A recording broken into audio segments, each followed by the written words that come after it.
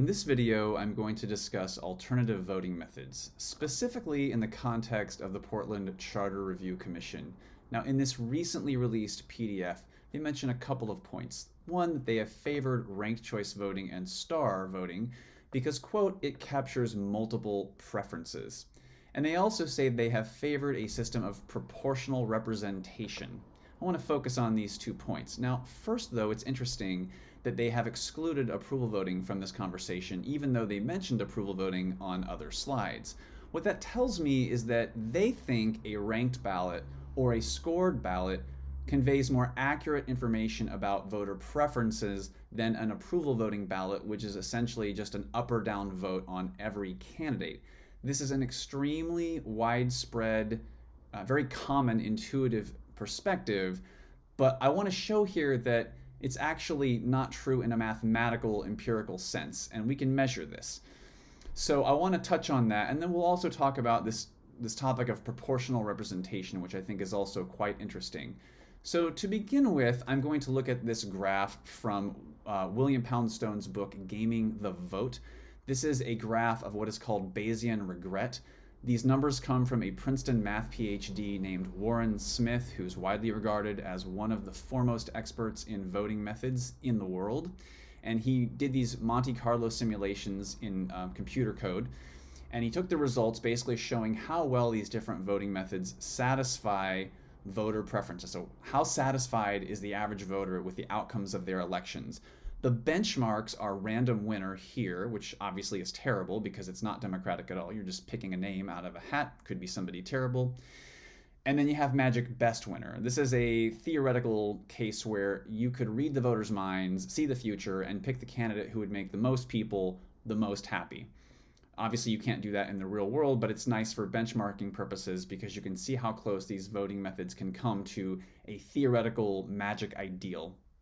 Okay, so if you look at plurality voting here, also called first past the post, that's the standard, just choose one voting method we're used to, most votes wins. It's the dominant paradigm across the US, Canada, and lots of other countries.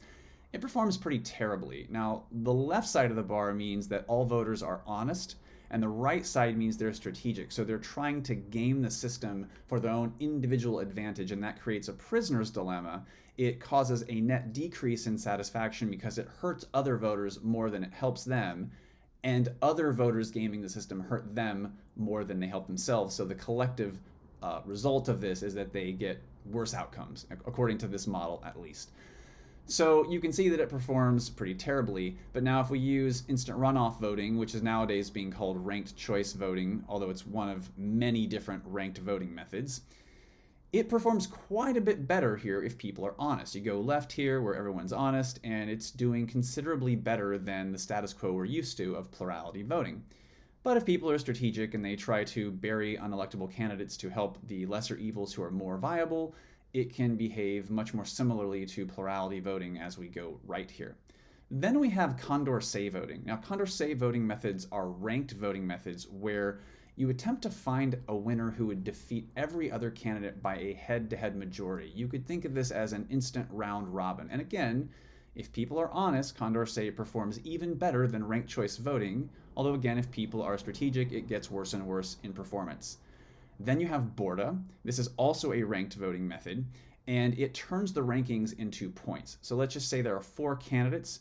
If you get ranked number 1 on a ballot, you get 4 points for that. Ranked second, you get 3 points. Ranked third, you get 2 points. Ranked fourth, you get 1 point, and so on. So in a theoretical sense, it can perform even better than Condorcet or ranked choice voting, but it is incredibly obvious how to game it. So in the real world, it's widely believed that people would attempt to game the system and you'd actually get worse results, even though it has a better theoretical expectation of performance. The worst case scenario of tactical voting could be way worse. Then you have approval voting. And you see here that the bar is very narrow, just like it is with plurality voting. So it behaves about the same regardless of whether people are honest or strategic. But what's really interesting about it is that its worst case scenario performance is much better than sort of the middle or upper realm of Condorcet and Borda, and its worst case performance is better than the best case performance for ranked choice voting. Now, in other models that were done with slightly different settings for the initial parameters, there was some overlap. It wasn't necessarily true that approval voting worst case scenario was better than ranked choice voting best case scenario, but just in general, approval voting was better, holding the number of strategic voters constant in any simulation by a good margin. Then lastly, you have what used to be called range voting. Nowadays, we call this score voting as of the last decade or so. This means you rate or score the candidates on a scale like 0 to 5, and the person with the most points wins. And in the last few years, there's been this variation on score voting called star voting. So rather than electing a candidate with the most total points, it takes the top 2 candidates with the most points and does an instant runoff between them head to head. And this is sort of hybridizing score voting with ranked choice voting. And it does have some theoretical guarantees against strategic voting and some other attributes like that that make it more palatable to some of the objections of the ranked choice voting advocates. So it has kind of taken the spotlight away from score voting, but approval voting is effectively just score voting on a limited binary 0 to 1 scale. And that's why in the hypothetical worst case scenario here, they're basically the same, right? Because if everybody just uses the min and max score, that's just like using approval voting. And then lastly, again, we have magic best winners, so you can see how these all perform against those benchmarks. So this shows you why that initial intuition is questionable as to the idea that approval voting isn't expressive enough or doesn't accurately capture voter preferences compared to a ranked ballot. But why is that? It seems extremely counterintuitive. So to help understand that, we're going to look at a theoretical example of just a bunch of randomly selected ranked voting ballots. So this first row here says the person prefers candidate C as their first choice, then E as their second, A as their third, D, F, B, G, and so forth. And we have a whole bunch of different ballots here, again, just randomly created. But all of these red rankings are information that is not even considered, that could not possibly make a difference. And so not only does this help us contrast approval voting with ranked choice voting, but it also helps us understand why ranked choice voting performs so much worse even than other ranked voting methods like Condorcet or Borda, right? Because it's ignoring a lot of the data that voters put on their ballot. They feel like they're expressing something, but it's just being disregarded. And we can look at a specific example that hits close to home to kind of help understand this. In the recent city attorney race in Seattle, these 3 main candidates here were Thomas Kennedy on the left, Pete Holmes, the incumbent, sort of maybe a centrist moderate Democrat, and then Davidson, who is widely seen as a conservative, basically a Republican more or less. And these were nonpartisan elections, but that's just kind of how they are perceived, generally speaking, and how their policies kind of come across. Now, in a 3-candidate election like this, a top 2 runoff system is basically mathematically identical to a ranked choice voting election. So you could imagine that all these people on the left would have taken Holmes as their second choice over Davidson. I mean, obviously, the vast majority of them would have done so because Holmes is further to the left than the conservative Davidson, and vice versa. Davidson supporters would probably rather have Holmes than a progressive, generally speaking. So to just simplify this and make a fairly realistic approximation of how these voters would have cast ranked choice voting ballots, it would look something like this. And you see what happens here is that head-to-head, Holmes is hugely preferred to the more conservative to his right, and he's hugely preferred by like a 2-to-1 majority to the more progressive candidate to his left, but he gets eliminated in the first round, and then it's Thomas Kennedy versus Davidson, just like what really happened in the top 2 general. Now, the reason for this is that ranked choice voting does not even look at this second choice ranking for these voters or these voters because the first choice candidate hasn't been eliminated yet. So it's just like what we just saw there with those red rankings. These rankings you would color red, and these rankings you would color red. They just aren't even looked at by the ranked choice voting tabulation process. Whereas, for instance, a Condorcet voting method would look at the head-to-head matchups and say, oh, Holmes is clearly preferred by a majority to Davidson, and Holmes is clearly preferred by a majority to Thomas Kennedy. Therefore, Holmes is the beats-all winner, and Holmes wins. So it's thought that, in general, approval voting would tend to elect a compromise, broadly appealing choice like Holmes in this example. But my main point is just this is how ranked choice voting can ignore preference data that you mark down. So you have this feeling you're expressing more information, but it's not actually being used in a meaningful way in many cases, especially in these elections that are close enough where the voting method you use even makes a difference. And then one last point here that helps us see why an approval voting ballot can counterintuitively be more expressive than a ranked ballot. We have 3 different voters here who all prefer X over Y over Z. Their ranked choice would be X first, Y second, Z third. But the first group of voters thinks X is a 5, Y is a 4, Z is a 0 in terms of how they would score them. They think Y is really quite good, almost as good as X. They would quite plausibly approve of X and Y, because if Y defeats X, that doesn't really hurt them much. They still are pretty satisfied, and they really want to stop Z from winning. The second group of voters thinks that Y is a 2. So Y is pretty mediocre. They would probably want to just bullet vote for X, although maybe if Z was really likely to win, they might hedge their bets and also vote for Y because they just really want to stop Z. But then this last group of voters, they think Y is almost as bad as Z. Y is like a 1.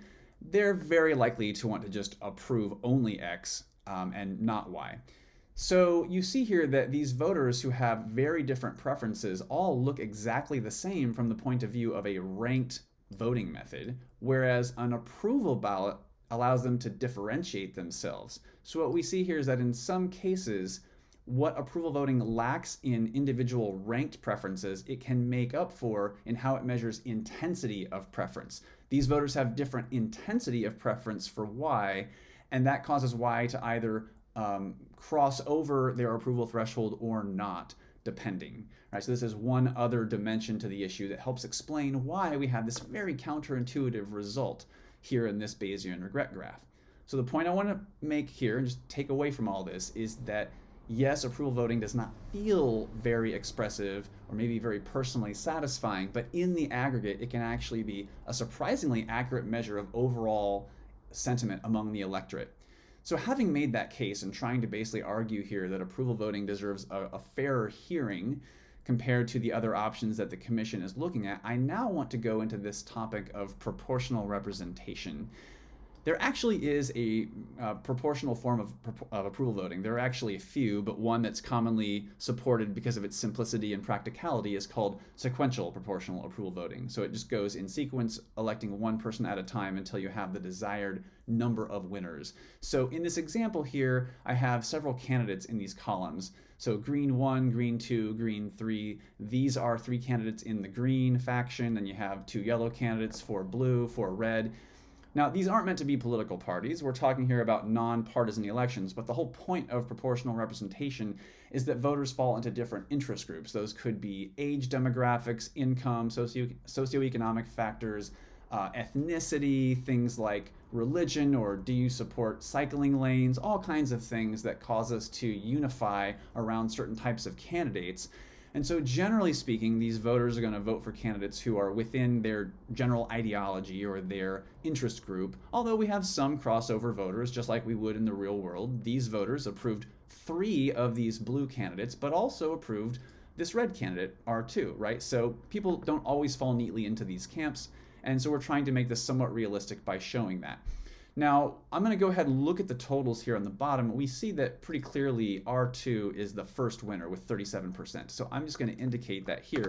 And instantly you will see that these weights here change. For everybody who has approved of R2, they went from having 100% of their starting influence to now only 50%. So this 0.5 here is what that shows. And so all we're doing is every time someone is elected by your ballot, we just go ahead and add 1 to the reciprocal on your ballot. So you start with 1, but when you elect somebody that's 2, 1 over 2, 1/2 is 50%. So you have half as much influence. The next time you help elect someone, you approve that winner, then you would go to 1/3 your starting influence, then 1/4 and 1/5. And there's a specific reason for this, but the math behind it is extremely simple. It's just division, right? So we'll continue going through all of these results round by round. I believe B3 is our second winner. And now these people who approved both of those first 2 winners have 1/3 of their starting power, 33%. And now our third winner is going to be R3. So I'll mark that right here. And you'll just see these weightings come into effect as we go through the rounds. Now these dominant red and blue factions have been weighted down enough that our fourth winner is going to come from the green faction. It is G3. And then we're going to go back to our fifth winner being B2. And then our sixth winner is going to be R4. And now we've downweighted all these factions enough that our seventh winner actually comes from the very small yellow faction. Okay, so that's the basic gist of how it works. But you might say, okay, that's great, but you're using a spreadsheet here and you have access to functions like sum product. In the real world, we have these voting machines. We don't want to add complexity to the process. We might have to upgrade voting machines to some sort of electronic thing if we have to do this complicated reweighting algorithm. What does this mean logistically and practically? And thankfully, approval voting can be tabulated on any normal standard plurality voting machine like you would use anywhere. We saw this when approval voting was adopted in 2018 in Fargo, North Dakota by a 64% majority, and then they used it in their summer 2020 elections, same voting machines, no modifications, and it worked perfectly. Then in November of 2020, St. Louis adopted approval voting by a 68% majority, and they used it just a few months later in their March 2021 primary, no modifications or upgrades to those voting machines at all. And so how we would do this with the proportionality in effect is going to be demonstrated in this simple example. So we're going to, in this example, have 4 candidates and we're going to elect 3 winners. And the basic mechanism is we just add up all the votes in each pile to determine the winner for that round. Then we just move all the votes that supported that winner one pile to the right, and then we just repeat till we've elected the desired number of winners. So let's look at this. In round 1, we have 2,500 ballots. W has 489 votes, X has 1,200 votes, Y has 1130, Z has 820, and clearly X is the winner of this first round. So we declare X our first winner, and now we're going to extract from this pile all of the ballots, all 1,200 ballots that approved of X, and they're going to go one pile to the right into what we're going to call pile 2. So now we have pile 2. So we have, let's just say we took all those ballots, we put them through the voting machines on their own. Obviously, in those ballots, X had 1,200 votes because that's the tally we had here. But let's just say that of those votes, there were 43 votes for W, 311 for Y, 288 for Z. And now we can get our new tally for pile 1 by just subtracting the initial pile 1 tallies, subtracting from those the new tallies for pile 2. So in the first round here, pile 1 had 489 votes for W. We pulled out all those ballots that voted for X, and of those there were 43 votes for W, so we can just subtract 489 minus 43, and that gives us 446, and so on. It's just simple math, right? We just use the voting machines, retabulate a specific subset of the ballots, and just put this in our little spreadsheet here. We can just write this on paper as we go. Now, when we tabulate this round's winner, we need to apply the weighting formula. So these are the results that the voting machines gave us. 43 votes for W, 311 for Y, 288 for Z. We just need to divide that by 2. We're just going to divide by the number in the pile. So 2, we divide by 2, and that gives 43. Half of 43 is 21.5. Half of 311 here is 155.5. Half of 288 is 144. And so on. So now we're going to just sum these all together to get the totals for every candidate. So W has 446 votes here from pile 1, plus 21.5 weighted votes from pile 2, and that gives us 467.5 votes, and so on. So now Y is the winner of the second round with 974.5 votes. So now we're just going to take every ballot that voted for Y that is in pile 2 and move that to the right into pile 3, and then we're going to move every vote in pile 1 that voted for Y and move that over to the right into pile 2. You're just going one pile to the right. So let's just say we extract the 311 ballots that approved Y from pile 2, and then let's just say we tally those, just stick them in the voting machines, and they tell us that of those ballots there are 31 votes for W and 102 votes for Z. So now we have our new pile 3 here with 31 votes for W and 102 votes for Z, and we can just subtract those out of pile 2 like we just did before. Then we're also going to move the Y votes from pile 1 into pile 2, so we're going to add more votes. So we'll take those, when we tally those, we're going to take that tally out of pile 1 and add it to pile 2. So then we get our final results, And here we have our weighting again. So again, this weighting is just taking the numbers the voting machine gave us right here and dividing by 2. So 231 over 2 is 115.5 for W. 319 votes for Z is half of that is 159.5.